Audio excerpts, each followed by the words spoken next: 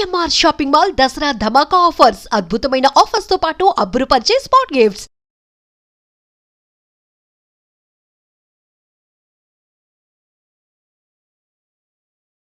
ఒక బకాసురుడు, ఒక కీచకుడు, ఒక బిన్ లాడెన్ వీళ్ళు ముగ్గురిని కలిపి గ్రైండర్లో మిక్స్ చేసి ఒక మాంసపు ముద్దొచ్చి దానికి ప్రాణం పెడితే ఈరోజు మన గెస్ట్.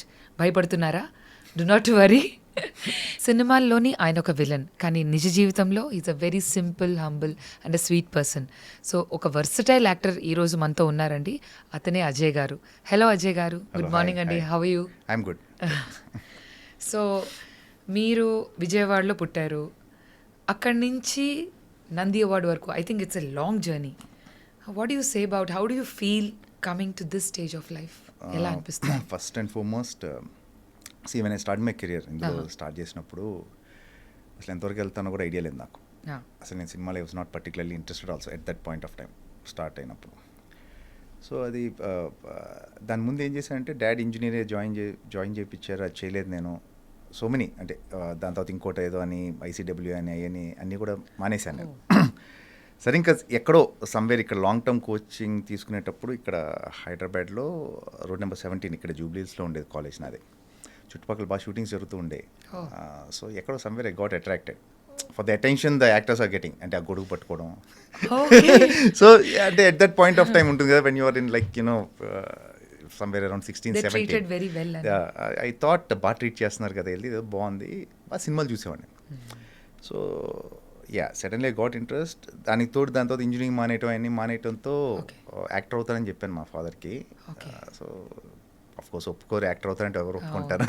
అంటే కలెక్టర్ అవుతాను, ఐఏఎస్లా కాదు కదా. సో వెంటనే యాక్టర్ అవుతానంటే ఈ వాజ్ కొంచెం రిలక్టెంట్గానే ఉన్నారు. బట్ లేటర్ నేను మధు ఫిల్మ్ ఇన్స్టిట్యూట్ జాయిన్ అయ్యి తర్వాత I was lucky enough actually. ఒక రకంగా నేను ఇన్స్టిట్యూట్ చేస్తున్నప్పుడే నాకు ఖుషి వచ్చింది.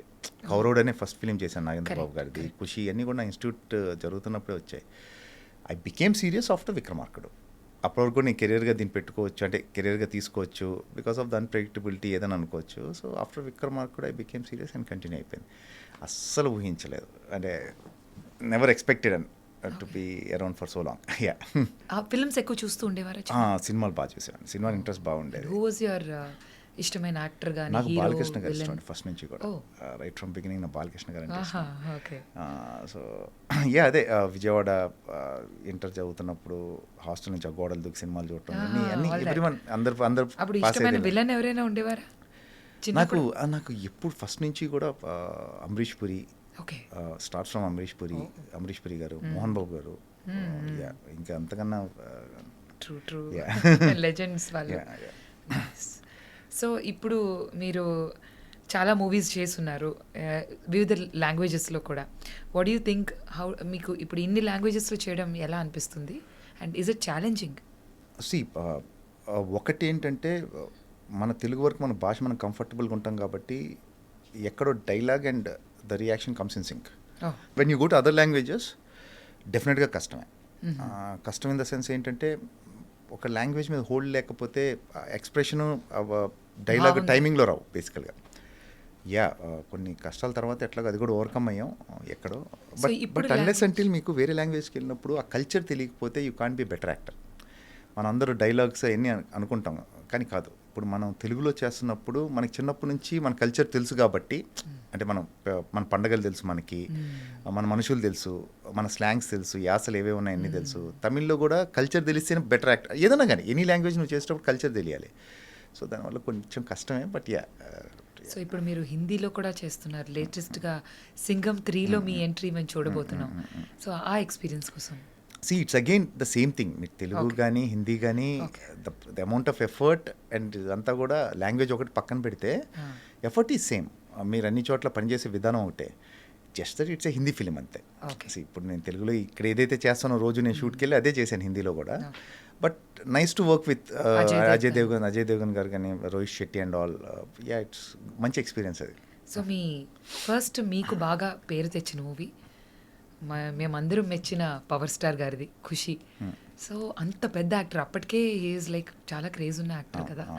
సో మీకు ఆ టైంలో ఎలా అనిపించింది ఆయన ఆపోజిట్గా విలన్ గా See, నాకు అప్పుడు నేను ఇన్స్టిట్యూట్ ఇంకా జరుగుతుందండి అది శ్రీధర్ రెడ్డి గారు అని చెప్పి మా కొరియోగ్రాఫర్ ఉండేవాళ్ళు అక్కడ.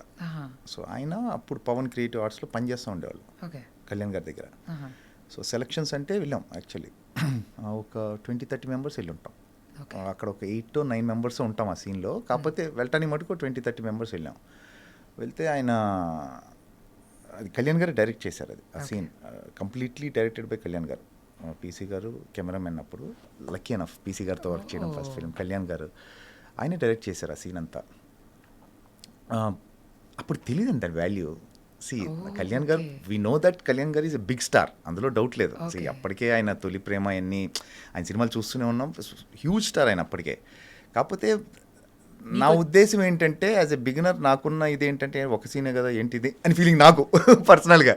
అంటే మిస్కన్సెప్షన్ ఎలా ఉంటుందంటే మనం ఇన్స్టిట్యూట్ చేసాం రాగానే మనం ఏదో పట్టుకెళ్ళి మెయిన్ విలన్ ఇచ్చేయాలి ఇలా ఉంటాయి అంటే ఆ పర్టికులర్ ఏజ్ దాంట్లో.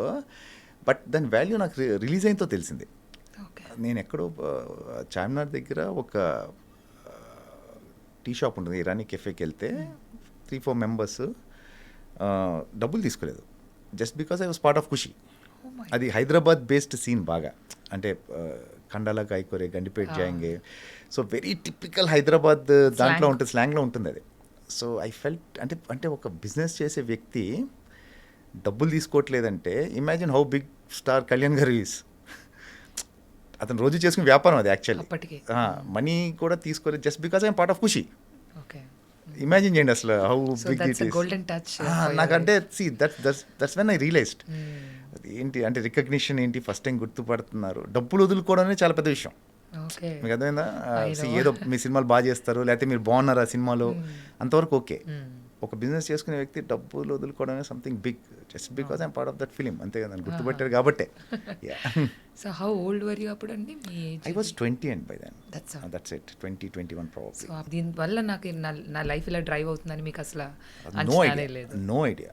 అంటే మీకు ఇక్కడ విచిత్రంగా ఏంటంటే ఇప్పుడు మనం జాబ్ ఏదైనా ఉందనుకోండి, ఒక గ్రాడ్యుయేషన్ చేస్తేనో పలాంది చదివితేనో లేకపోతే ఒక కోర్స్ చేస్తేనో దానికి ఫర్దర్గా మనకి ఏవో రిజల్ట్స్ ఉంటాయి లేకపోతే ఇన్ని జాబ్ ఆపర్చునిటీస్ ఉంటాయి. ఇక్కడ ఏముంటుంది? ఇక్కడ ఏమి ఉండదు కదా. Unless until you don't discover your self. అసలు నీకు టాలెంట్ ఉందా లేదా అని కనుక్కోవాలి ఫస్ట్. నీకు నువ్వు కనుక్కోవాలి. మిగతా సంగతి తర్వాత, మిగతా వేరే వాళ్ళు చూస్తున్నారా లేదా తర్వాత సంగతి.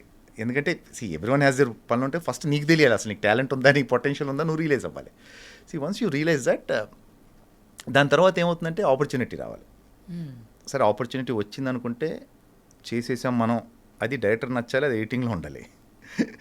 So it has to come రావాలి. మళ్ళీ నేను ఒక ఫిలిం చేశాను అప్పట్లో, ఒక రాజు ఒక రాణి అని చెప్పి రవితేజ గారి film. This one small sequence bikes ఒకటి ఉంటుంది.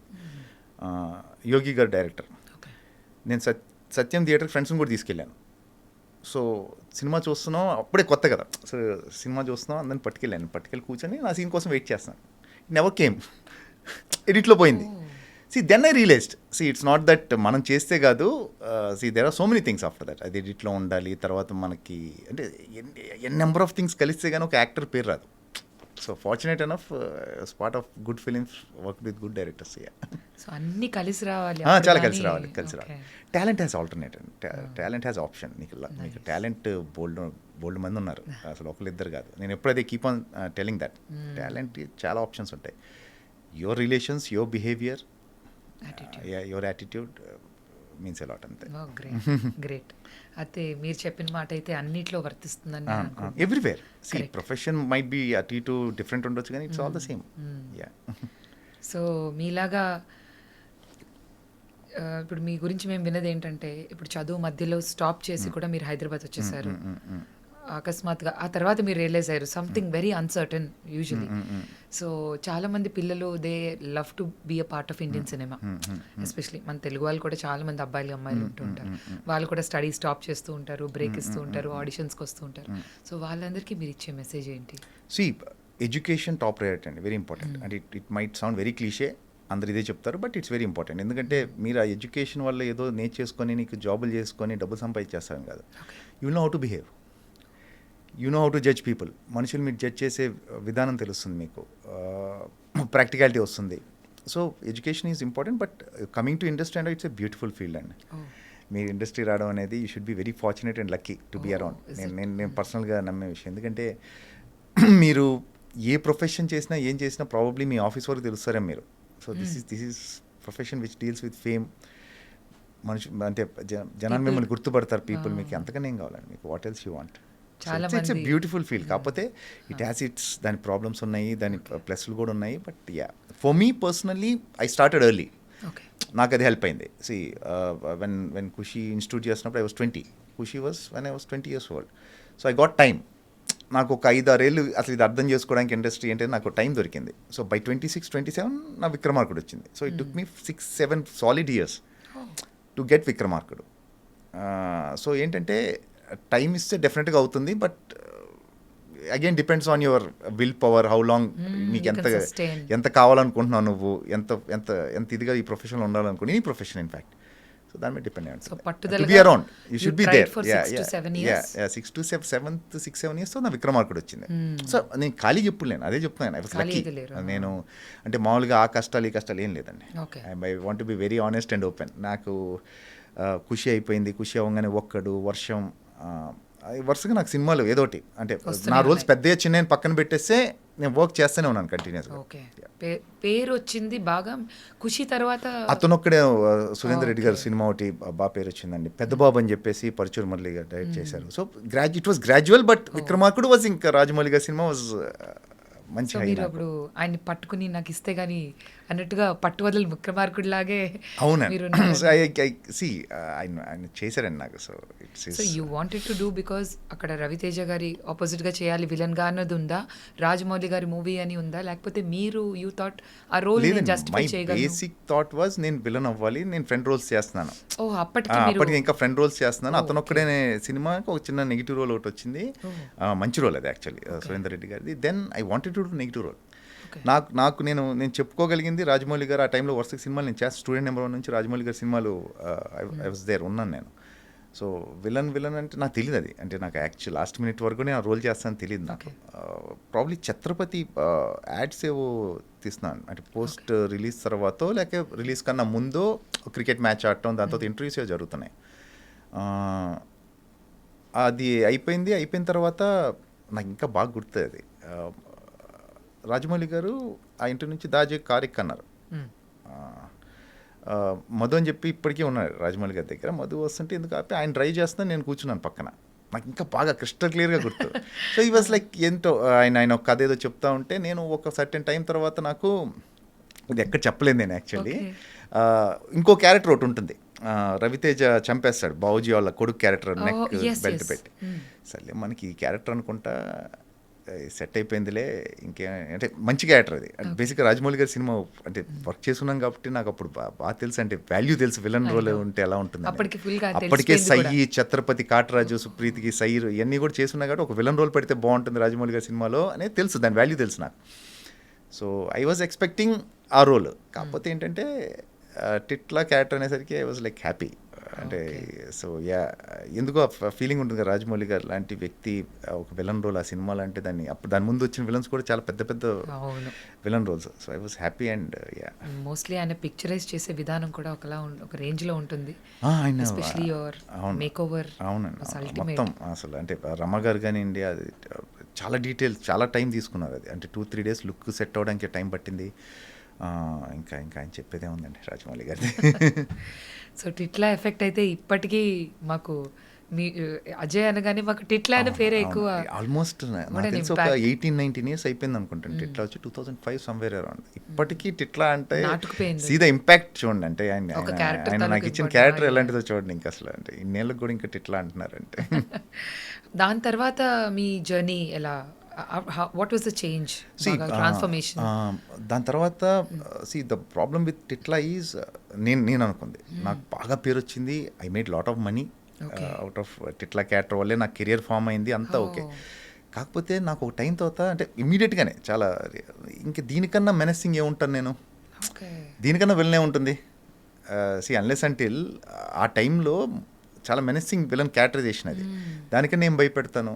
సో ఐ థాట్ ఎక్కడో షిఫ్ట్ అవ్వాలి మెల్లగా, అంటే అన్ని క్యారెక్టర్స్ చేసే పరిస్థితి రావాలి.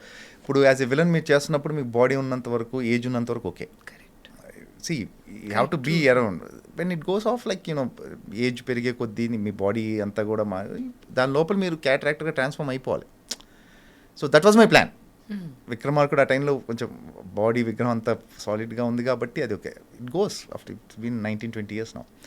సో దీన్ని ఎట్లా చేయాలనే దాంట్లో మెల్లగా పాజిటివ్ రోల్స్ చేయడం, ఇష్క్ వచ్చిన తర్వాత విక్రమ్, థ్యాంక్స్ టు విక్రమ్, ఇష్క్ రావడంతో అగైన్ ఒక బ్రదర్ రోల్ ఒక అలా వెళ్ళిపోయింది ఇంకా అసలు కెరియర్. అసలు హ్యూజ్ ట్రాన్స్ఫర్మేషన్. అసలు అలా యాక్సెప్ట్ చేసిన ఒక పర్సన్ని ఇష్క్లో brother role, that is also అందులో చిన్న విటీ క్యారెక్టర్ ఉన్నప్పటికీ very convincing. You are as good as your director అంటే మీ డైరెక్టర్ రైటింగ్ బట్టే మీరు any actor can't go beyond that. అంటే దాని పైకి వెళ్ళి అంటే ఏదో ఒకటి ఆరా డైలాగుల వరకు ఏదో కన్విన్స్ చేసి కొంచెం ఏమైనా పుల్ చేయొచ్చు అని యాక్టర్, బట్ బేసిక్గా రైటింగ్లో లేదంటే ఏ యాక్టర్ ఏం చేయలేడు, ఎవరు ఏం చేయలేరు, అమితాబ్ బచ్చన్ గారు కూడా ఏం చేయలేరు. సో ఏంటంటే see you're as good as your writing. మీరు లక్కీ అయితే మీరు మంచి మంచి సిచ్యువేషన్స్లో ఉండే చాలా మంచి సిచ్యువేషన్స్ దొరుకుతాయి టు ఎనాక్ట్ ఆన్ స్క్రీన్. లేదంటే ఒకటే సి యూజువల్గా టైప్ కాస్ట్ చేయడం ఎక్కువ మన దగ్గర. You keep on type casting, అంటే విలన్ చేస్తే విలనే ఫ్రెండ్, అది యూజువల్లీ జరుగుతుంది. But luckily things have change now.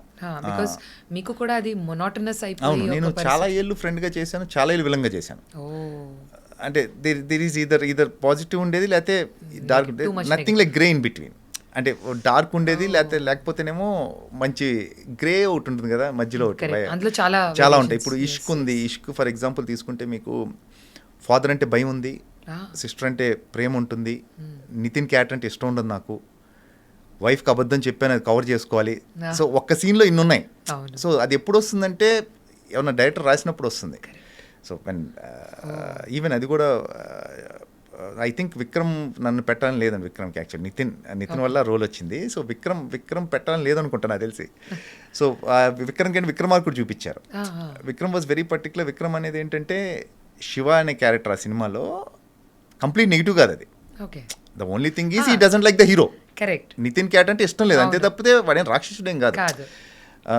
తిట్లా చూపిస్తే ఏమిస్తారు ఆ రోల్ ఏమిస్తాడు Vikram. So he was little hesitant. Then PC sir came, one photo shoot అంటే ఏదో ఆయన ఫోటోగ్రాఫ్ ఒకటి తీసి ఈజ్ ఓకే అని చెప్పడం, అది అలా జరిగిపోయింది. And I got state award for that. Yeah, that's what Nandi Award we're winning. Actually, once again, congratulations to you. And for more videos, please subscribe to iDream. Please subscribe to iDream. Please subscribe iDream. And please subscribe to iDream. For more videos, subscribe to iDream. please like, share and subscribe to the channel. Congratulations, iDream. Subscribe to iDream. Subscribe to iDream. So subscribe to iDream Media. iDream team andarki huge congratulations. Please subscribe iDream Media. Please subscribe to iDream. Subscribe iDream. Please subscribe to iDream. iDream అంటే నా కళల ఛానల్ను subscribe చేసుకున్న నోరు తిరుగుతలేదు, మీరైతే గంట గుర్తు కొట్టండి. For more such videos, please subscribe to iDream. Subscribe to iDream. Please subscribe to iDream. Please subscribe iDream Media. Please do subscribe to iDream. Please subscribe to iDream Media. For best entertainment and information, please subscribe iDream. And don't forget to subscribe to iDream.